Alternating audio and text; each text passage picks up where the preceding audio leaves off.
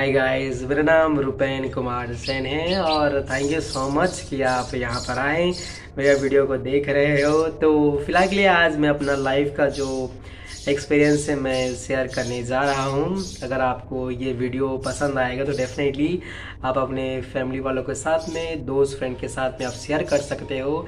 तो फिलहाल के लिए मैं अपना जो आज का जो टॉपिक रहेगा वो कॉरपोरेट सेक्टर, ठीक है, जो प्राइवेट सेक्टर में जो कॉर्पोरेट सेक्टर है मैं उसके बारे में थोड़ा सा अपना जो एक्सपीरियंस रहेगा मैं शेयर करने जा रहा हूँ। तो जैसे कि मैं कॉर्पोरेट सेक्टर में ये जो प्राइवेट नौकरी है कम से कम 5 साल हो गया मैं जॉब में हूँ। तो मुझे मेरे बहुत सारे फ्रेंड्स भी हैं, वो लोग पूछते हैं कि आप अपना ये जो लाइफ स्टाइल है जो प्राइवेट जॉब में कॉर्पोरेट सेक्टर में आप इसको कैसे संभालते हो, कैसा देखते हो, आपका एक्सपीरियंस क्या है ओवरऑल, मतलब कितना ख़राब है, कितना अच्छा है, कैसा है करके, ठीक है। तो अगर मुझे कोई पूछेगा एक सेंटेंस बताओ कि आप कॉर्पोरेट सेक्टर में क्यों हो, ठीक है, तो पहला चीज़ मैं कहूँगा पैसा, ठीक है। कॉर्पोरेट सेक्टर में, प्राइवेट सेक्टर में पैसा बहुत ही ज़्यादा है।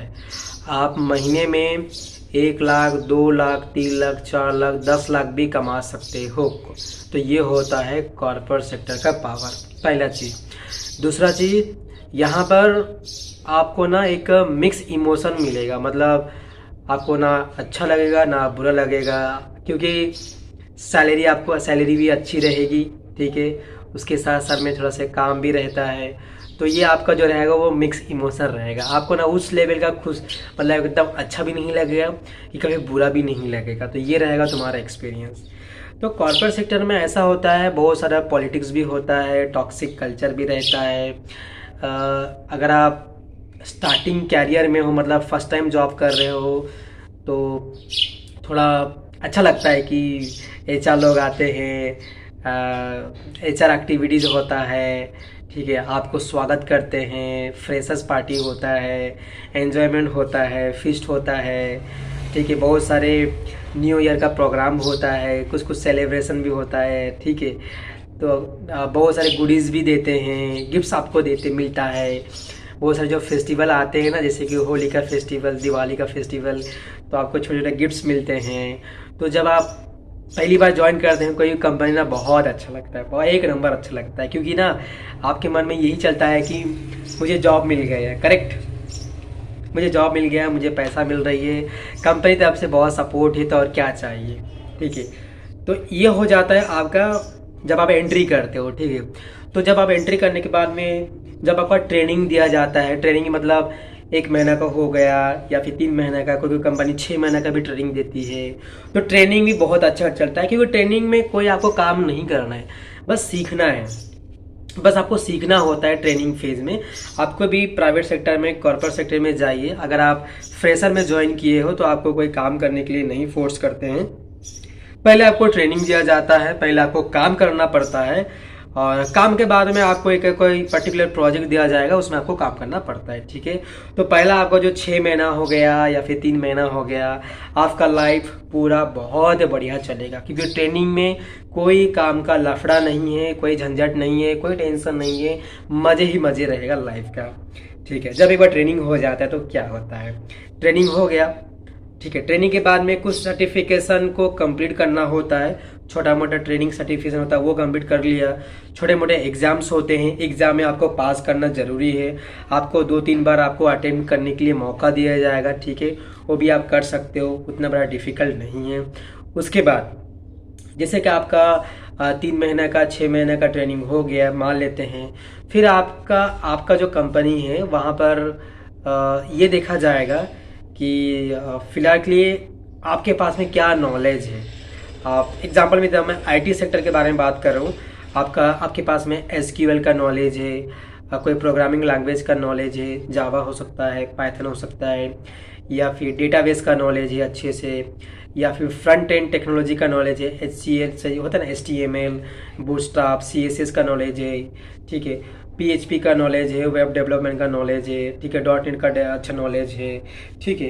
तो ये सब देखा जाता है कि आप किस में ज़्यादा कंफर्टेबल हो और कौन सा प्रोजेक्ट फिलहाल के लिए अवेलेबल है हमारे कंपनी में। तो जो जो प्रोजेक्ट अवेलेबल रहेंगे वो प्रोजेक्ट में आपको वहाँ पर बोला जाएगा कि आप ये वाला काम पकड़ो, ठीक है। तो आप एक प्रोजेक्ट में अलाइन हो जाते हो। प्रोजेक्ट में अलाइन होने के बाद में आप जिनको रिपोर्ट करते हो, जिसको मतलब आपके ऊपर में जो रहते हैं, उनको आइदर आप टीम लीडर बोल सकते हो या फिर मैनेजर बोल सकते हो। हर एक कंपनी का अलग अलग हायरार्की होता है। हायरार्की मतलब आप अभी एक कंपनी हो, सबसे लोएस्ट कंपनी का लोएस्ट हिस्सा हो, सबसे नीचे वाले हिस्सा में हो, तो आप किसके अंडर में काम करोगे? वो हो सकता है टीम लीडर या फिर आपका मैनेजर, ठीक है। तो टीम लीडर हो या फिर मैनेजर हो, कोई भी काम रहेगा, आपका टीम लीडर या फिर मैनेजर आपको बताएंगे कि बाबू ये काम करना है, ये काम करना है, ये है हमारा टारगेट। समझ गए? तो आपको एक टीम मिल गया, एक मैनेजर, एक टीम लीडर मिल गया।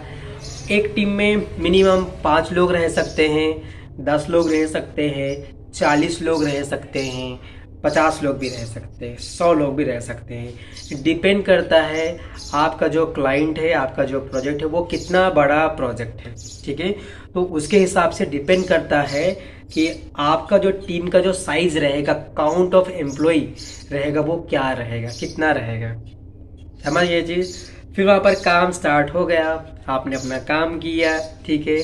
आपको बोला जाएगा 9 से 6 बजे का शिफ्ट टाइमिंग है या फिर 9 से 5 बजे का शिफ्ट टाइमिंग है। नॉर्मली 9 घंटा का या फिर 10 घंटा का ड्यूटी रहता है। उसमें आप 1-2 घंटा ब्रेक आराम से ले सकते हो और 2 दिन वीक ऑफ रहता है। कोई कोई कंपनी 1 दिन का वीक ऑफ भी रखता है, ठीक है। कोई कोई कंपनी का रोटेशनल शिफ्ट रहता है, नाइट शिफ्ट रहेगा, किसी का मॉर्निंग शिफ्ट रहेगा, किसी का इवनिंग शिफ्ट रहेगा, किसी का एंटायर डे शिफ्ट रहेगा। तो डिपेंड करता है आपका टीम और आपका मैनेजर के ऊपर में, और आपका जो क्लाइंट है, आपका जो प्रोजेक्ट, जिस प्रोजेक्ट में काम करते हो, उसके हिसाब से डिपेंड करता है कि आपका जो शिफ्ट टाइमिंग क्या रहेगा और आपका वीक ऑफ क्या रहेगा। 1 दिन का रहेगा, 2 दिन का रहेगा। अगर 2 दिन का रहेगा तो लगातार वीक मिलेगा वीक ऑफ, या फिर 2 दिन के बाद एक और वीक ऑफ, 3 दिन के बाद फिर से एक वीक ऑफ, ठीक है। तो वो सब डिपेंड करता है आपका कंपनी के ऊपर में। ये हो गया इतना तक। उसके बाद आपका एक्सपीरियंस बढ़ता रहता है, 1 साल 2 साल, धीरे धीरे आप सीनियर बन जाते हो। सीनियर जैसे बन जाते हो, आपके साथ साथ और बहुत सारे सीनियर्स होते हैं, तो दिमाग में थोड़ा आता है मैं उनसे कंपटीशन मुझे करना है, क्योंकि उन्हीं लोगों का सैलरी में ज़्यादा इम्प्रूव मतलब ज़्यादा मतलब बढ़ोतरी होती है, जो लोग अच्छा काम करते हैं, प्लस जो लोग अपना काम को दिखाते हैं अपने मैनेजर को कि मैंने ज़्यादा काम किया है, ठीक है। तो वो एक कंपटीशन हो जाता है।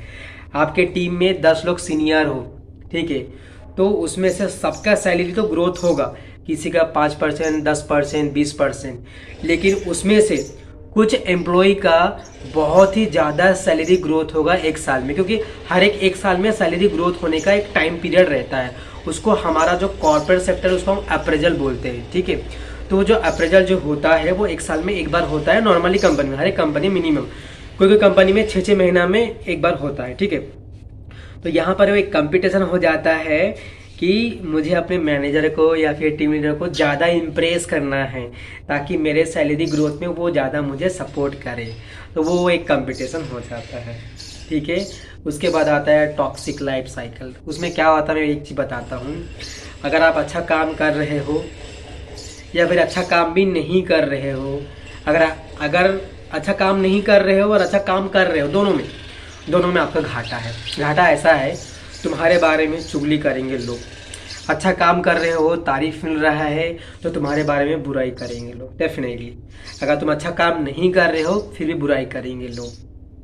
तुमको निकालने का प्रोसीजर वहाँ पर बनाया जाएगा धीरे, बाकी लोग से आप एक माहौल क्रिएट किया जाएगा, एक टीम रहेगा, छोटा ग्रुप बढ़ जाते हैं, तुम्हारे अगेंस्ट में बात करेंगे लोग, ठीक है। अगर आप एवरेज हो, ठीक है, किसी जुबान नहीं लड़ाते हो, चुपचाप रहते हो, अपना काम करके चले जाते हो, तो आपका कुछ कोई नहीं बिगाड़ सकता, ठीक है। तो थोड़ा वो टॉक्सिक कभी कभी रहता है।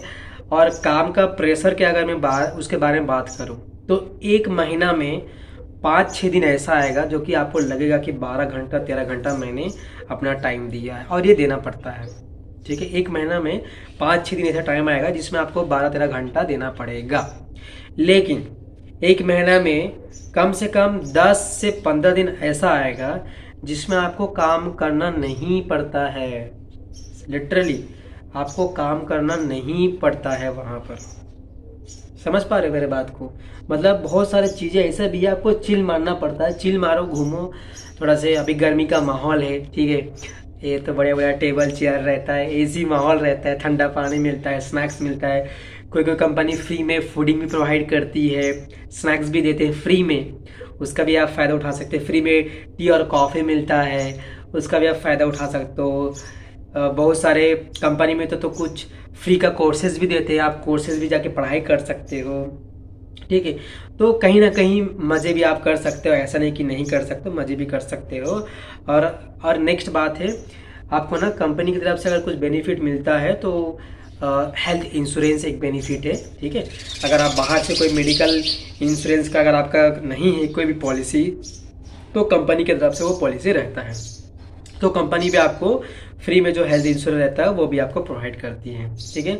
उसके बाद जैसे कि आपका 2-3 साल 5-6 साल हो गया तो आपको प्रमोशन का थोड़ा सा टेंशन रहेगा कि आप एक सेम लेवल पर कितना दिन तक काम करोगे। यार नहीं, आपको प्रमोशन चाहिए। प्रमोशन ही आपको बताता है कि आपने कुछ तरक्की किया अपने ज़िंदगी में। अगर आपने तरक्की किए हो, अगर बता सकते हो, तो वो 2 तरीका है। पहला आपका सैलरी ग्रोथ हुआ होगा और दूसरा आपको कोई ना कोई प्रमोशन मिला होगा। समझ पा रहे हो ये चीज़ को, है कि नहीं? तो अगर आपका सैलरी ग्रोथ है, वेल एंड गुड। अगर आपका सैलरी ग्रोथ नहीं भी है उतना ज़्यादा, लेकिन कुछ हद तक है, तो आपको अगर प्रमोशन मिला है तो वेल एंड गुड, वो भी अच्छी बात है यार, कोई बुरा नहीं है प्रमोशन, ठीक है। उसके बाद जैसे कि आपका कॉर्पोरेट सेक्टर में हो गया 4-5 साल, उसके बाद आपके दिमाग में आएगा कि मुझे जॉब चेंज करना है, ताकि अच्छा से पैकेज लेके मैं दूसरे कंपनी में भाग जाऊँ। ये दिमाग में आता ही आता रहता है। और आपको ये चीज़ में चैलेंजेस मिलेगा। मान लेते हैं जैसे कि फिलहाल कि मैं अभी उड़ीसा से मैं बिलोंग करता हूँ, ठीक है। फिलहाल मैं नागपुर में हूँ, मैं अपने घर से बहुत दूर में हूँ। तो मेरा हमेशा टारगेट रहता है कि आइदर मैं वर्क फ्रॉम होम जॉब ले लूँ, या फिर मेरे घर के आसपास में जितना भी कंपनी है वहाँ से मुझे अगर जॉब मिलेगी तो मैं घर से जाना आना भी कर सकता हूँ। तो जब आपका एक्सपीरियंस हो जाता है जॉब छोड़ के दूसरे कंपनी में जब आप जाने की कोशिश करते हो, तो ये सब चैलेंजेस आता है कि मुझे कौन सा कंपनी में जाना चाहिए करके। समझ पा रहे हो मेरे बात को? तो ये था मेरा कॉर्पोरेट सेक्टर का थोड़ा सा एक्सपीरियंस। मैं आपको आगे आगे जितना भी वीडियो बनाते रहूँगा मैं आपको बताते रहूँगा, और उम्मीद करता हूँ कि आपको बहुत अच्छा लगा, कुछ ना कुछ तो नॉलेज मिला होगा कि कॉर्पोरेट सेक्टर क्या होता है। मैंने कंपनी को 5 साल दिया है भाई, 5 साल तक मैं जॉब कर रहा हूँ अभी तक। तो इतना सारा मैंने आपको शेयर किया, बहुत सारी चीज़ें हैं जो कि मैं आपको धीरे धीरे बताऊँगा। मेरा वीडियो को आप लाइक कर दीजिए और मेरा जो चैनल है सब्सक्राइब कर दीजिए, ठीक है। मैं व्लॉगिंग भी बनाता हूँ, और छोटे मोटे जो कंटेंट रहता है बातचीत का हो सकता है, अपना ओपिनियन शेयर वो भी मैं करता रहता हूँ। तो आप मेरे वीडियो के साथ भी बने रहिएगा। Thank you so much for watching my video guys. Thank you so much.